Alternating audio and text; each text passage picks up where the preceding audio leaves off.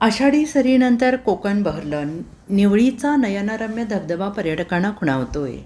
आषाढ महिन्यातील दमदार पावसानंतर कोकणातील डोंगरदऱ्या पुन्हा एकदा हिरवाईनं नटल्या आहेत. रत्नागिरी जिल्ह्यातील निवळीचा नयनरम्य धबधबा सध्या शेकडो फुटांवरून फेसाळत कोसळतो आहे आणि त्याचे मोहक रूप पर्यटकांना अक्षरशः भुरळ घालत आहे.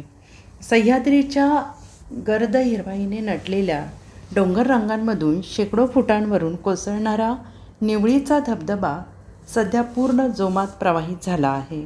पावसाच्या सरींमुळे धबधब्याचे रौद्र आणि तेवढेच मनमोहक रूप पाहण्यासाठी पर्यटकांनी आपोआप त्यांची पावले या ठिकाणी वळवली आहेत.